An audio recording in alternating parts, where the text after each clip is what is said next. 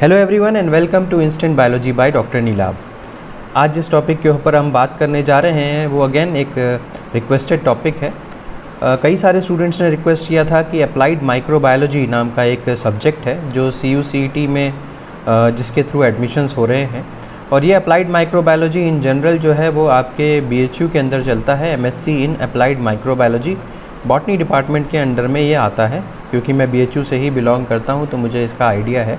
In fact मैंने यहाँ पर टीचिंग भी की हुई है तो मुझे इसका अच्छे से आइडिया है। तो many students had asked me कि इसके बारे में बता दीजिए, इसकी तैयारी कैसे करनी है और क्या क्या चीज़ें ध्यान रखनी चाहिए, इसकी स्ट्रैटेजी क्या होनी चाहिए। So that is why. तो इसको देख लेते हैं अभी। तो आपको अब मेरी स्क्रीन पे नज़र भी आ रहा होगा, इसका ये जो सब्जेक्ट है वो PGQP 78 ये सब्जेक्ट है, यहाँ पे आपको नज़र आ रहा होगा। और यहीं पे अप्लाइड माइक्रोबायोलॉजी लिखा हुआ है और BHU के अंदर ही ये कोर्स चल रहा है, तो इसलिए आपको यहाँ पे BHU भी देखने को मिल रहा होगा। ठीक है, तो अब बात कर लेते हैं कि इसकी तैयारी किस तरीके से करनी चाहिए और क्या क्या चीज़ें ध्यान रखनी चाहिए। ये वीडियो लास्ट तक देखिएगा क्योंकि शुरुआत में मैं इसके किस तरीके से जो सब्जेक्ट है उसमें क्या क्या चीज़ें पढ़नी चाहिए, आपको क्या क्या इंपॉर्टेंट है, कहाँ कहाँ से क्वेश्चंस आते हैं उसके बारे में बात करूँगा। और फिर बाद में जो स्ट्रैटेजी है किस तरीके से हमें विदिन 1 मंथ इसको ख़त्म करना चाहिए उसके बारे में भी डिस्कशन करूँगा। तो चलिए बिना देर किए हुए शुरू करते हैं। ये आपका सिलेबस है, अगर आपने सिलेबस ध्यान दिया हो तो ये this is your syllabus applied microbiology. इसका कोड है PGQP 78, जैसे ही आपने अभी दूसरी वाली विंडो के ऊपर देखा था। ये इसका कुछ और 10 ये जो 16 करके लिखा हुआ है, ये PGQP 78 में कई पोर्शंस हैं, उसमें ये जो पोर्शन है वो अप्लाइड माइक्रोबायोलॉजी का है। तो इसके सिलेबस के बारे में पहले मैं डिस्कशन कर लेता हूँ, फिर आगे बात करूँगा। तो आप यहाँ पे देख पा रहे होंगे जो सबसे पहला पोर्शन है दैट इज़ ऑफ माइक्रोबायोलॉजी। तो जैसे आप देख भी पा रहे हो कि सब्जेक्ट अप्लाइड माइक्रोबायोलॉजी है, तो माइक्रोबायोलॉजी यहाँ पे बहुत ज़्यादा वेटेज रखता है। सबसे पहली जो चीज़ आ जाती है वो history and scope of microbiology. तो ये सभी स्टूडेंट्स को पता होता है, इसमें बहुत ज़्यादा बताने की आवश्यकता नहीं है। नेक्स्ट है position of micro organisms in the world. यहाँ पे समझने की कोशिश करिए, माइक्रो ऑर्गेनिजम्स में आपको सिर्फ बैक्टीरिया के बारे में नहीं जानना है। तो बैक्टीरिया भी है, वायरस भी है, यहाँ पे फंजाई भी है, और तो और जितने भी डिजीज़ कॉजिंग पैथोजेंस वगैरह हैं वो सारे के सारे आपको इन डेप्थ यहाँ पे पढ़ने हैं। ठीक है, कौन कौन सी डिजीज़ेज़ कौन कौन से माइक्रोब से कॉज होती है वो यहाँ का एक पेट क्वेश्चन है, हर बार पूछा जाता है और बहुत ज़्यादा नंबर के इस तरीके के क्वेश्चंस आते हैं। तो आपने अगर इसको टारगेट कर लिया तो आपके कई सारे क्वेश्चंस माइक्रोबायोलॉजी पोर्शन के ज़रूर बन जाएंगे। अब स्ट्रक्चर ऑफ बैक्टीरियल सेल सभी को पता है, आपने प्रोकैरियोटिक सेल का जो एक बेसिक स्ट्रक्चर होता है वो आपको पता ही होगा, किस तरीके से वहाँ पे फ्लैजेला काम करता है, उसमें न्यूक्लियस प्रेजेंट नहीं होता, कोई भी मेम्ब्रेन बाउंड ऑर्गेनेल्स प्रेजेंट नहीं होते। इन सारी चीज़ों को ध्यान रख करके आपको बैक्टीरियल सेल का स्ट्रक्चर पता होना चाहिए, प्लस उसकी सेल वॉल किस चीज़ की बनी हुई होती है, सेल मेम्ब्रेन किस चीज़ की बनी हुई होती है, ये सारी चीज़ों की का अच्छे से आइडिया आपको होना चाहिए। अब बात करते हैं स्ट्रक्चर ऑफ बैक्टीरियोफेजेस। अब आपको पता है बैक्टीरियोफेजेस जो हैं वो क्या होते हैं, जो ऐसे वायरसेस जो बैक्टीरिया को किल करते हैं, है ना। अब कई सारे बैक्टीरियोफेजेस आपको पता है, इन बैक्टीरियोफेजेस की इंपॉर्टेंट प्रॉपर्टीज़ आपको अच्छे से पता होनी चाहिए। यहाँ से क्वेश्चंस आते हैं, इट इज़ इम्पॉर्टेंट, यहाँ से क्वेश्चंस आते हैं। जो डिजीज़ वाले क्वेश्चंस मैंने बताए, माइक्रोब्स के बारे में जो मैंने बताया कि जो सेल का स्ट्रक्चर जो है वो वहाँ से क्वेश्चंस कई सारे आते हैं। अगेन ये नाइट्रोजन साइकिल देखिए, अब ये चाहे इस अप्लाइड माइक्रोबायोलॉजी कोर्स की अगर मैं बात करूँ तो भी, या किसी और XYZ कोर्स की बात करूँ, nitrogen cycle is very important. क्या क्या चीज़ें यहाँ से पूछी जा सकती हैं जो नाइट्रोजन साइकिल के पार्ट्स हैं, जैसे कि अगर बायोलॉजिकल नाइट्रोजन फिक्सेशन की मैं बात करूँ तो वहाँ पे अमोनिफिकेशन हो गया, नाइट्रिफिकेशन, डीनाइट्रिफिकेशन, ये सारी चीज़ें आपको पता होनी चाहिए कि किस प्रोसेस में क्या होता है। दैट मीन्स यहाँ पे हमें इस प्रोसेस का आइडिया होना चाहिए, और साथ में साथ यहाँ पे मुझे जो बायोलॉजिकल ऑर्गेनिजम्स का इस्तेमाल हो रहा है वो उसके बारे में पता होना चाहिए। जैसे कि अब राइजोबियम का क्या यूज़ है, या जो ऑर्गेनिजम्स जो हैं वो सिम्बायोटिक रिलेशनशिप में रहते हैं, नॉन सिम्बायोटिक रिलेशनशिप में रहते हैं उनका क्या नाम है, क्या सिर्फ लेग्यूम्स के अंदर होते हैं या लेग्यूम्स के अलावा भी कहीं प्रेजेंट हैं, फ्री लिविंग का क्या नाम है, इस तरीके से क्वेश्चंस। नाइट्रिफिकेशन के लिए कौन कौन से माइक्रोब्स इंपॉर्टेंट हैं उसके एग्जांपल्स, और डीनाइट्रिफिकेशंस के लिए कौन कौन से माइक्रोब्स इंपॉर्टेंट हैं उसके एग्जांपल्स। ये सारे के सारे नाइट्रोजन साइकिल से क्वेश्चंस ज़रूर बनते हैं। मुझे याद है एक बार नाइट्रोजन साइकिल जो बायोलॉजिकल नाइट्रोजन फिक्सेशन है उसके ऊपर कितने एटीपी खर्चा होते हैं वो भी पूछा जा चुका है एग्ज़ाम में। तो nitrogen cycle is very very important for any exam. Applied microbiology तो है ही है इम्पॉर्टेंट, उसके अलावा किसी भी एग्ज़ाम के लिए नाइट्रोजन साइकिल इंपॉर्टेंट है। अब general account of microbes in diverse environment, मतलब जैसे कि अलग अलग इन्वायरमेंट्स में आपको पता है कि अब बहुत सेलाइन इन्वायरमेंट्स भी हो सकते हैं, बहुत हाई टेम्परेचर वाले इन्वायरमेंट्स भी हो सकते हैं, लो टेम्परेचर साइक्रोफाइल्स वगैरह भी हो सकते हैं। तो इन अलग अलग टेम्परेचर पे उन माइक्रोब्स के अंदर क्या क्या इंपॉर्टेंट प्रॉपर्टीज़ होंगी। अब जैसे कि आपको एक एग्जांपल अगर मैं दूं तो जो हॉट वेंट्स वगैरह होते हैं उसमें क्या प्रॉपर्टी रहती है माइक्रोब्स की। जैसे कि आर्की बैक्टीरिया की अगर मैं बात करूं तो वहाँ पे आर्किया या आर्की बैक्टीरिया जो है उनके अंदर, उनके मेम्ब्रेन के अंदर क्या चेंजेस होते हैं नॉर्मल बैक्टीरिया से के कंपैरिजन में, वो सारी बातें यहाँ पे आपको पता होनी चाहिए। यहाँ से क्वेश्चंस इस तरीके से रिलेटेड आ जाते हैं। बाकी जो हिस्टोन्स वगैरह हैं किस तरीके से, या हीट शॉक प्रोटीन्स वगैरह हैं वो किस तरीके से वर्क करते हैं, ये सारी चीज़ें हमें पता होनी चाहिए। अगेन माइक्रोबियल ग्रोथ कर्व, इसके बारे में मैं अपने बायोप्रोसेस इंजीनियरिंग के लेक्चर में बता भी चुका हूँ कि जो ग्रोथ कर्व होती है वो किस तरीके से, लैग फेज़ लॉग फेज़ वाला जो कॉन्सेप्ट आपको मैंने उसमें बता रखा है। ग्रोथ काइनेटिक्स एक्चुअली एग्जैक्टली नाम है उस वीडियो का, उसको ज़रूर जा कर के देख लीजिएगा। उसमें लैग फेज़ में क्या होता है, लॉग में क्या होता है, स्टेशनरी फेज़ कैसा होता है, कौन कौन से प्रोडक्ट्स किस फेज़ में बनते हैं, ये सारे का सारा आइडिया आपको अच्छे से होना चाहिए। अब जीन ट्रांसफ़र के क्या मैकेनिज़म्स हैं, तो ये बेसिक पोर्शन जो है ये आप चाहे तो इसको आरडीटी के अंदर पढ़ सकते हैं या फिर यहाँ पे पढ़ सकते हैं, कोई अंतर नहीं है। जीन ट्रांसफ़र आप किस तरीके से किसी बैक्टीरिया के अंदर कर सकते हैं, बेसिकली ट्रांसफॉर्मेशन का प्रोसेस यहाँ पे है, ट्रांसफॉर्मेशन की यहाँ पे बात की जा रही है। तो ट्रांसफॉर्मेशन के बहुत सारे तरीके हैं, आपको अगर आपने पढ़ा भी होगा कि जो अगर आप चाहें तो बायोलिस्टिक मेथड्स की मदद से कर सकते हैं, जनरली वो प्लांट्स के लिए यूज़ होता है। इसके अलावा और भी बहुत सारे मेथड्स हैं, जैसे कि इलेक्ट्रिक पल्सेस की मदद से कर सकते हैं, या आप जिसको जो स्पेसिफिकली न्यूक्लियस के अंदर ट्रांसफ़र कर सकते हैं आप directly with the help of very very fine pipette, इसकी मदद से भी किया जा सकता है। तो बहुत सारे जो अलग अलग मेथड्स हैं जिनके थ्रू आप जीन ट्रांसफ़र कर सकते हैं, उसके बारे में। Basic concept of gene regulation, अब जीन रेगुलेशन का मतलब क्या हो गया, जैसे कि यहाँ पे लैक ओपरॉन और टीआरपी ओपरॉन के बारे में आपको अच्छे से आइडिया होना चाहिए, जीन रेगुलेशन वहीं पे आ जाएगा।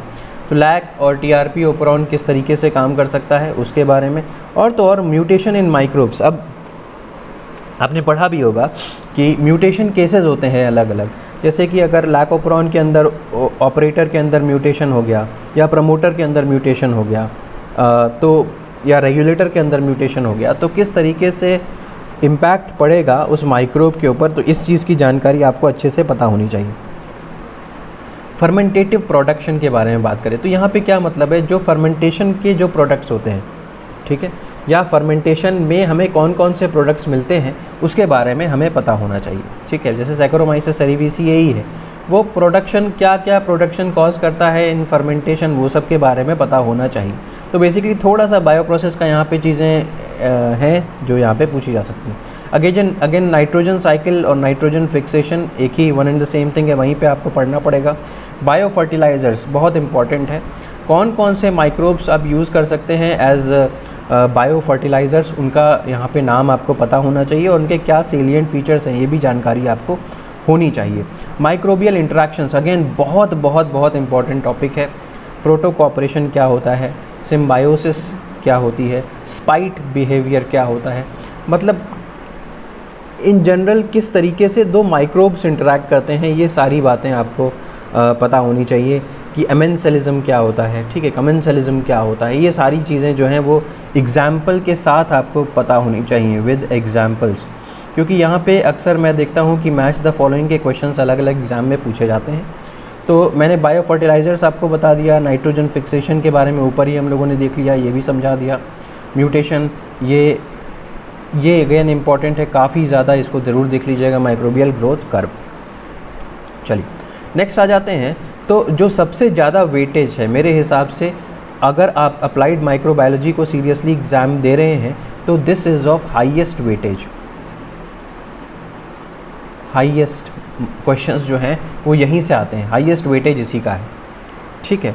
तो अभी मैंने इसको हाईएस्ट क्यों बताया और इसका क्या यूज़ है, मैं अभी इसको आगे लेकर के चलूँगा, लेकिन बहरहाल इतनी बात तो आपको ज़रूर समझ में यहाँ पे आ गई होगी, ठीक है। चलिए फिर नेक्स्ट चलते हैं। अब साइटोलॉजी एंड जेनेटिक्स आ जाइए। तो साइटोलॉजी एंड जेनेटिक्स में बहुत ज़्यादा कुछ अलग चीज़ें नहीं हैं यहाँ पे। जैसे ऊपर आपने अभी माइक्रोब्स के जो स्ट्रक्चर था, सेल का स्ट्रक्चर था, उसके बारे में आपने डिटेल में पढ़ाई कर ली होगी। अब यहाँ पे जो प्लांट और एनिमल सेल के बारे में ये आपको नॉलेज होनी चाहिए। तो बेसिकली सेल बायोलॉजी पूछा जा रहा है। यहाँ से सेल साइकिल सभी को पता होता है, माइटोसिस, मियोसिस, और उसके बाद उसका रेगुलेशन किस तरीके से होता है, CDK साइक्लिन्स वगैरह के बारे में यहाँ से क्वेश्चन आएगा। मेंडल के जो लॉज हैं वो सभी को पता है। साइटोप्लाज्मिक इनहेरिटेंस में आपको ये जो माइटोकॉन्ड्रियल इनहेरिटेंस वगैरह है उनके बारे में अच्छे से पता होना चाहिए। अब अगेन इंटरैक्शंस बिटवीन जीन्स, तो जीनिक इंटरैक्शंस के बारे में, एक जीन दूसरे जीन का किस तरीके से सप्रेस कर सकता है, इन्हेंस कर सकता है, वो सारी की सारी बातें जो नॉन मेंडेलियन इनहेरिटेंस के अंदर आती हैं वो यहाँ पे देखी जा रही हैं। तो नॉन मेंडेलियन इनहेरिटेंस बेसिकली पूछा जा रहा है, यहाँ से ये पता होना चाहिए। अब लिंकेज एंड क्रॉसिंग ओवर से न्यूमेरिकल आ सकते हैं यहाँ पे। लिंकेज एंड क्रॉसिंग ओवर जो है ये अगेन कितने % लिंकेज है, या उसकी रिकॉम्बिनेशन फ्रीक्वेंसी क्या है, कितने % रिकॉम्बिनेशन फ्रीक्वेंसी पे दूरी कितनी है, इस तरीके के क्वेश्चंस आपने देखे होंगे, वो पूछे जाते हैं। Next, sex determination in plants and animals, बहुत इंपॉर्टेंट है। अब कई सारे एनिमल्स में XY, जैसे ह्यूमन बींग्स की बात करें तो XY जो है वो मेल है, XX फीमेल है, लेकिन कई सारे एनिमल्स के अंदर XY जो है वो फीमेल होता है और XX जो है वो मेल होता है। तो इस तरीके का जो डिस्ट्रीब्यूशन है, जैसे बर्ड्स के अंदर है, रेप्टाइल्स के अंदर है, रेप्टाइल्स के अंदर टेम्परेचर का भी इफ़ेक्ट पड़ जाता है सेक्स डिटर्मिनेशन के ऊपर। तो ये क्या क्या इफ़ेक्ट्स हैं और ये किस तरीके से सेक्स को डिटरमाइन करते हैं, इसके बारे में हमें अच्छे से पता होना चाहिए। जीन का स्ट्रक्चर अगेन मॉलिक्यूलर बायोलॉजी का पोर्शन है, ये सबको पता होता है। इंट्रॉन और एक्सॉन्स के बारे में आप सबको पता होगा। नेक्स्ट, म्यूटेशंस एंड म्यूटाजेंस के बारे में। अब देखिए, म्यूटेशंस तो आपका मॉलिक्यूलर बायोलॉजी का ही पोर्शन है। म्यूटाजेंस में ज़रूर पता होना चाहिए कि जो चीज़ें म्यूटेशन को कॉज कर सकती हैं। एमीज़ जो एम्स टेस्ट है उनके बारे में, उसके बारे में आपको पता होना चाहिए यहाँ पे। Next, biochem. बायोकेम में देखिए सबसे इम्पॉर्टेंट, मैं हर एग्ज़ाम के लिए बोलता हूँ, प्रोटीन्स तो आपको पढ़ना ही पढ़ना है यहाँ से। और इसमें भी अगर हम इन डेप्थ जाएँ तो एंजाइम्स के बारे में ये पढ़ना ही पढ़ना है, इससे आप बच नहीं सकते। तो ये एंजाइम्स इन्होंने अलग से दे भी दिया है यहाँ पे। ये दोनों चीज़ें तो अगर बायोकेमिस्ट्री में आपको कुछ पढ़ के जाना है तो इन दोनों चीज़ों को ज़रूर पढ़ के जाना है। Next, carbohydrate, lipids and nucleic acid and genetic code. Genetic codes के ऊपर काफ़ी सारे क्वेश्चंस आ चुके हैं। जैसे कि अब जेनेटिक कोड की प्रॉपर्टीज़ आपको पता है कि कॉमालेस होता है या अनएम्बिगुअस होता है या यूनिवर्सल होता है, इस तरीके की प्रॉपर्टीज़ हैं। बट इसके कुछ कुछ एक्सेप्शंस भी हैं, तो उन एक्सेप्शंस को आपको पता होना चाहिए, ठीक है। लिपिड्स के अंदर जो एसेंशियल, नॉन एसेंशियल, इस तरीके का जो कॉन्सेप्ट है वो पता होना चाहिए। कार्बोहाइड्रेट्स में रिड्यूसिंग, नॉन रिड्यूसिंग शुगर मैं हमेशा कहता हूँ वहाँ से सबसे अधिक क्वेश्चंस आते हैं। इसके अलावा आपके जो पॉलीमर्स हैं, शुगर के पॉलीमर्स हैं, वो एग्जाम्पल्स उसके क्या क्या हैं। जैसे कि एग्जाम्पल अगर मैं स्टार्च बोलूँ तो वो किस चीज़ से बना हुआ है, ये सेल्यूलोज बोलूँ तो वो किस चीज़ से बना हुआ है। तो इस तरीके के क्वेश्चंस भी आप ज़रूर देखें यहाँ के। बहुत सिंपल आएगा पेपर, मुझे ये पता है, लेकिन अक्सर हम बहुत हाई फाई पढ़ने के चक्कर में बेसिक भूल जाते हैं ये चीज़ें। अब देखिए, ये फिजियोलॉजी है, ये कहीं पूछा नहीं जाता था सिवाय CSIR नेट और गेट एक्सेल के। फिजियोलॉजी नहीं पूछा जाता BT के स्टूडेंट से, लेकिन यहाँ पे ये भी पोर्शन है, बहुत हल्का पोर्शन है। यहाँ पे देखिए, आप रेस्पिरेशन आप वैसे ही पढ़ते हो, फोटोसिंथेसिस आप वैसे ही पढ़ते हो, सेल मेम्ब्रेन आप वैसे ही पढ़ते हो। तो यहाँ पे एक चीज़ एक्स्ट्रा है, ये वाटर रिलेशन वाला पोर्शन जो है ये आपको देखना पड़ेगा। अब वाटर रिलेशन का मतलब क्या हो गया, आपको पता है जो जैसे कि टर्गर प्रेशर हो गया या डिफ्यूजन प्रेशर डेफिशिट हो गया या वाटर पोटेंशियल हो गया, आपको याद होगा ना psi W is equals to psi S plus psi P, वो सब फार्मूलेज जो हो गए उस तरीके के क्वेश्चंस यहाँ पे पूछे जाते हैं कि वाटर किस तरफ के मूव करता है, इस तरीके के क्वेश्चंस। जैसे अगर वाटर का कंसंट्रेशन जहाँ पे ज़्यादा होता है वहाँ से वाटर के कंसंट्रेशन लो की तरफ मूव करा जाता है, तो ये वाटर रिलेशंस के अंदर आ जाता है। ये थोड़ा सा अलग पोर्शन है जो मे बी आपने अभी तक पढ़ाई नहीं की हो, अगर नहीं की है तो ज़रूर इसको देख लीजिएगा एग्ज़ाम के पहले। चलिए तो नेक्स्ट आ जाइए, सेल मेम्ब्रेन आप पढ़ते ही हैं। सेल मेम्ब्रेन में देखिए मेरे हिसाब से ये कोलेस्ट्रॉल का यहाँ पे क्या यूज़ होता है, इसके अलावा क्या फ्लूइडिटी का क्या रोल, क्या फ्लूइडिटी किस तरीके से आप इन्हेंस करवा सकते हैं या डिक्रीज़ होती है फ्लूइडिटी, इसके बारे में पता होना चाहिए। प्लस सेल मेम्ब्रेन के अंदर कौन कौन से फॉस्फोलिपिड्स पाए जाते हैं इसके बारे में पता होना चाहिए। प्लस लिपिड राफ्ट्स क्या होते हैं इसके बारे में भी पता होना चाहिए। तो बहुत सारी चीज़ें हैं सेल मेम्ब्रेन के अंदर जो ज़रूर पता होनी चाहिए। ऊपर देखिए सेल स्ट्रक्चर अलग था, सेल मेम्ब्रेन को अलग से बोल रखा हुआ है, तो ये ज़रूर पता होना चाहिए। फोटोसिंथेसिस आप पढ़ते ही हैं, ख़ासकर इसमें ये ज़रूर देख लीजिएगा C3 प्लांट्स, C4 प्लांट्स, इन सब में क्या अलग है, क्यों C4 plants are more successful than C3 plants in the current scenario, ये सारी बातें हमें पता होनी चाहिए। रेस्पिरेशन में electron transport chain, glycolysis and Krebs cycle, ये हम बचपन से ही पढ़ते आ रहे हैं, तो इसमें कुछ नया नहीं है।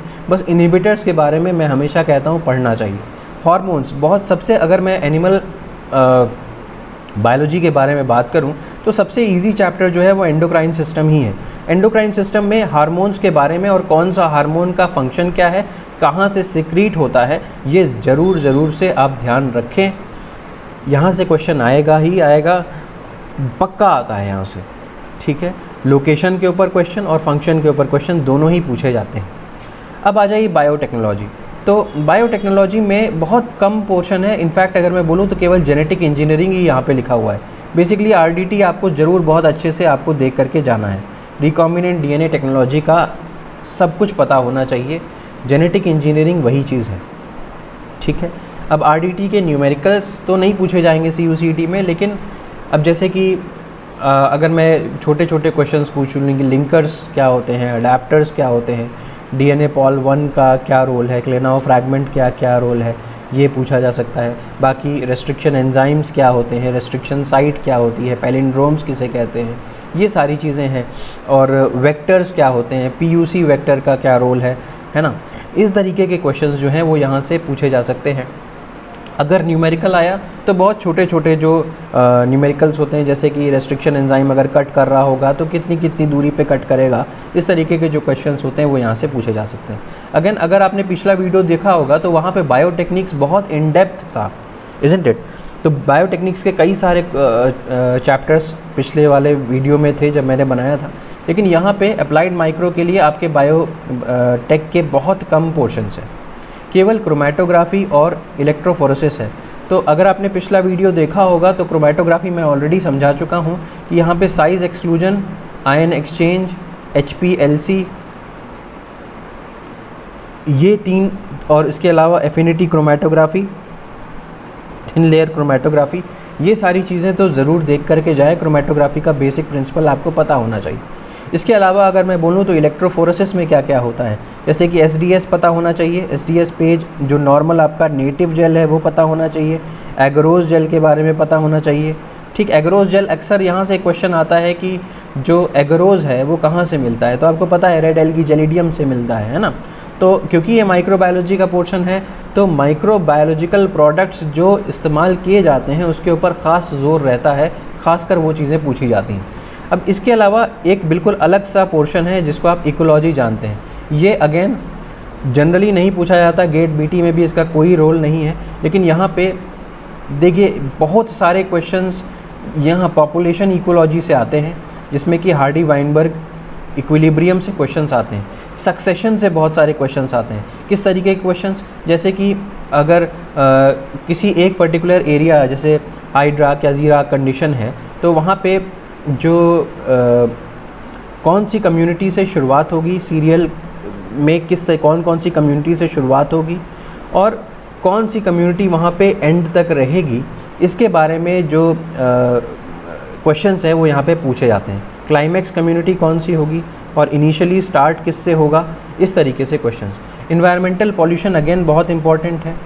यहाँ पे जो एयर पॉल्यूशन है वो किस किस वजह से होता है, जैसे कि नाइट्रोजन ऑक्साइड्स की वजह से होता है, और कहाँ से सबसे ज़्यादा जो जैसे कि जो डीजल इंजन्स हैं उससे सबसे ज़्यादा पॉल्यूशन होता है, इस तरीके की चीज़ें जो है यहाँ से पूछी जाती हैं। अब इसके अलावा इकोसिस्टम फंक्शन, यहाँ से जो आपको पता होगा कि जो हैबिटेट और निश वगैरह का जो पोर्शन है या इकोसिस्टम क्या क्या प्रोवाइड करता है, उसके फंक्शंस क्या क्या हैं, वो क्वेश्चंस आते हैं। ठीक, अडेप्टेशंस, किसी एक पर्टिकुलर एरिया में अडेप्ट करने के लिए किसी एक चीज़ को क्या क्या चीज़ों की ज़रूरत पड़ती, ये चीज़ें अडेप्टेशन के अंदर आएंगी। बायोटिक और एबायोटिक इन्वायरमेंट बहुत सिंपल है, यानी कि जो जो बायोटिक फैक्टर्स हैं, बायोलॉजिकल फैक्टर्स हैं, जो वहाँ के जैसे प्लांट्स हैं, फ्लोरा फौना वगैरह है, वो सब बायोटिक इन्वायरमेंट में आ जाएंगे। एबायोटिक में जैसे कि सॉयल हो गया, टेम्परेचर हो गया, ये सारी चीज़ें आ जाती हैं।